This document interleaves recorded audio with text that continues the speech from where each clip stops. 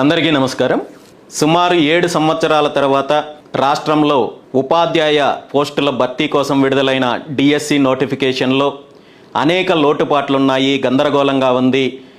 ముఖ్యంగా అభ్యర్థులకు ప్రిపేర్ అవ్వడానికి తగిన సమయం ఇవ్వకుండా హడావుడిగా ప్రభుత్వము పరీక్ష నిర్వహించే ప్రయత్నం చేస్తోందని, దాంతోపాటు నార్మలైజేషన్ సిస్టమ్ ద్వారా ఒక్కో అభ్యర్థికి ఒక్కొక్క పేపర్ ఇచ్చి నిజమైన అర్హత కలిగిన అభ్యర్థులకు ఉద్యోగం కోల్పోయే అవకాశం ఉందని, జిల్లా మొత్తానికి ఒక్కో పేపర్ ద్వారానే నిర్వహించాలని చెప్పి, దాంతోపాటు అర్హత వయస్సు 47 సంవత్సరాలకు పెంచాలని, కొత్తగా బీఈడి డిఎస్సి రాసిన అభ్యర్థులందరికీ కూడా ఈ డిఎస్సి రాసే అవకాశం కల్పించాలని చెప్పి రాష్ట్ర వ్యాప్తంగా ఉన్న లక్షలాది మంది డిఎస్సి అభ్యర్థులు, నిరుద్యోగులు ప్రభుత్వాన్ని, విద్యాశాఖ మంత్రి గారిని ఎన్ని రకాలుగా విన్నవించుకున్నప్పటికీ కూడా ఇవేవి పట్టించుకోకుండా ప్రభుత్వము మొండిగా, మూర్ఖంగా వెంటనే హడావుడిగా పరీక్ష నిర్వహించడానికి ముందుకెళ్తోంది. కాబట్టి ఈ విధానానికి వ్యతిరేకంగా బీసీవై పార్టీ వచ్చే సోమవారము అంటే జూన్ 2వ తేదీన విజయవాడ ధర్నా చౌక్లో ఉదయం 10 గంటలకి మహాధర్నా కార్యక్రమాన్ని నిర్వహించబోతున్నాము.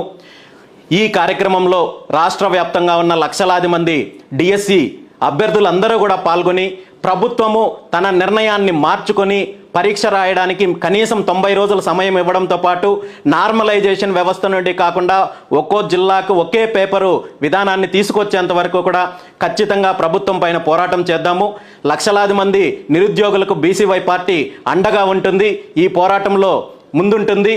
దాంతోపాటు పార్టీలకు, రాజకీయాలకు అతీతంగా మిగిలిన అన్ని రాజకీయ పక్షాలు, నాయకులు, ప్రజా సంఘాల నాయకులందరూ కూడా ఈ కార్యక్రమంలో పాల్గొని లక్షలాది మంది నిరుద్యోగులకు మద్దతు తెలిపి వారికి న్యాయం జరిగేంత వరకు పోరాటం కొనసాగిద్దామని చెప్పి ఈ సందర్భంగా పిలుపునిస్తున్నాను. Thank you.